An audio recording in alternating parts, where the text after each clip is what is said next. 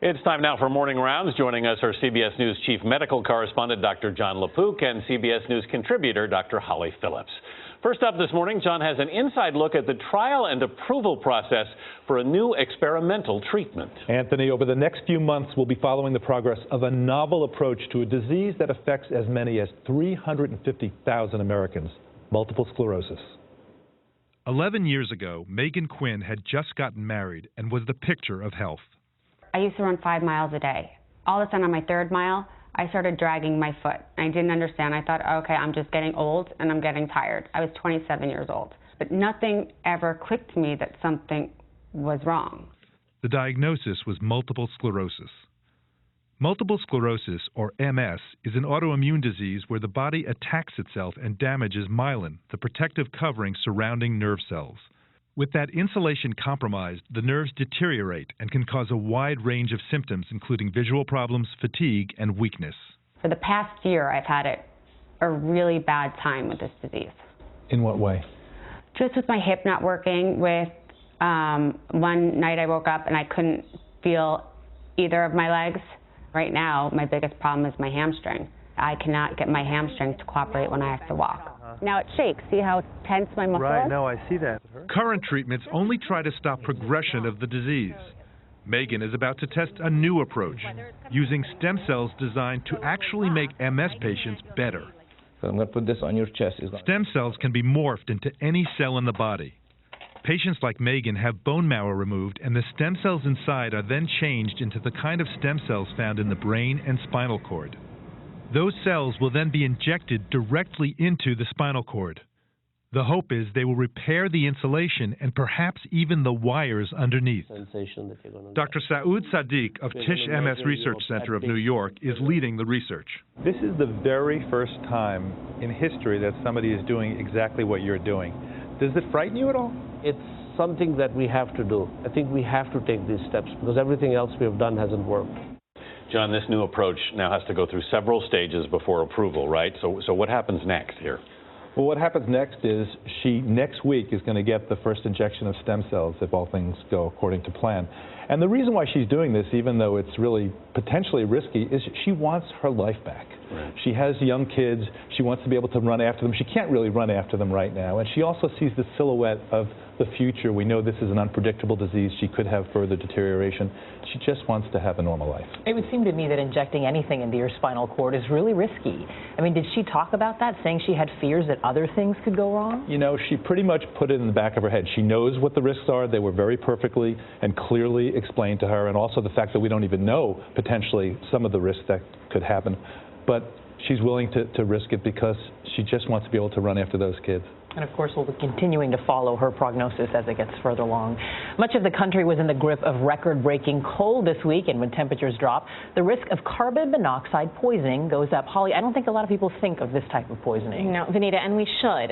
Every year there are 400 people who die from unintentional carbon monoxide poisoning, and about 20,000 end up in the hospital. So it's something we should really pay attention to much more. How does carbon monoxide poisoning actually happen in the home, Holly? How do we know if we're at risk for it? Sure. Well, usually home heating systems are to blame, and that's whether they burn coal or oil or gas. Anything that creates combustion can release carbon monoxide fumes, which are hard to detect because they're odorless and colorless. You don't know that it's happening. So you really need to pay attention to symptoms. Now, symptoms of carbon monoxide poisoning include nausea, vomiting, headache. You might feel flushing and weak and tired. Any of those things, you need to get out of the house right away. John, when Holly says odorless and colorless, my first thought is, okay, then how do we prevent this? You prevent it. The number one thing is this, a very simple device, carbon monoxide monitor. You cannot rely, as Holly says, on your senses. And these are inexpensive, they're battery operated, they're very easy to install. I'm going to just hit the button here as a demo. And when it goes off, you hear this very loud beep. Yeah. And it can be really kind of irritating. You got to get up when that goes off.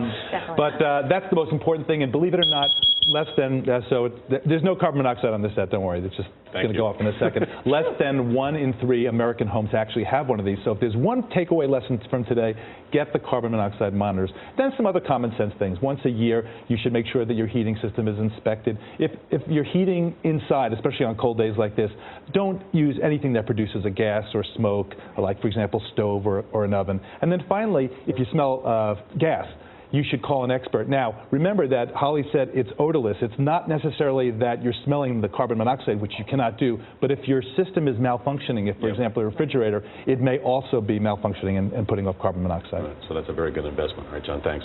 In Houston, 2 sisters have shared a medical first. Irma Myers-Santana and Anna Williamson both suffered from a disease that causes life-threatening scarring in the lungs. They needed lung transplants, and 2 weeks ago, they ended up in the same operating room, each getting 1 lung from the same donor. This was the first time 2 lungs from a single donor were transplanted into siblings. The sisters are recovering well. Well, your great-grandmother might have used a corset to keep her figure under control. Your grandmother probably turned to a girdle, but these days, shapewear like Spanx is worn by millions of women. But all that squeezing and tucking can bring some unintended health consequences. So, Holly, as women, we know all about Spanx. I was surprised to hear how young girls are getting into Spanx and that people are doubling up. I didn't even know you could do that to make them even tighter. Right. Well, you know, the shapewear is incredibly popular right now. I sort of think of what I could issue a warning about that would make me less popular than talking about shapewear.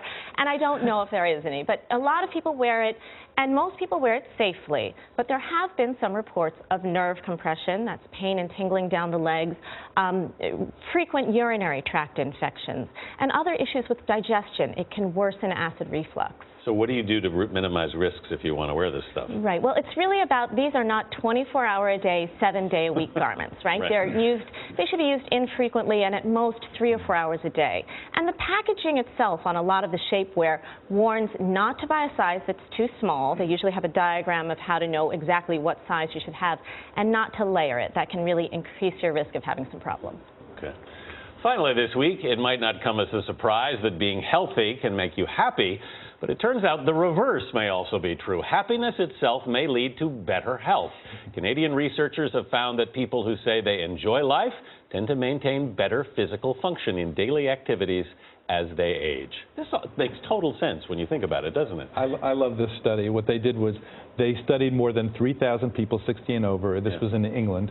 And they followed them for 8 years. And those people who started out happier ended up 8 years later having better function. Their gait was faster. They had fewer problems in terms of activities of daily living. And it wasn't just that if you're happier at the beginning, you're probably healthier at the beginning. If you're healthier at the beginning, you're probably healthier at the end. It was independent. There seems to be, and there's a lot of literature about this now, some sort of mind-body connection. I think it's kind of irrefutable.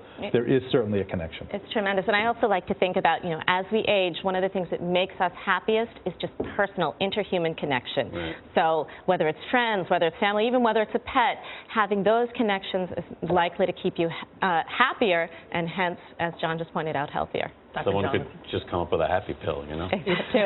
Well, now we'll be watching the spring in both of your steps as you walk. Happy pill is watching CBS Morning. Oh, there you go. Smart man.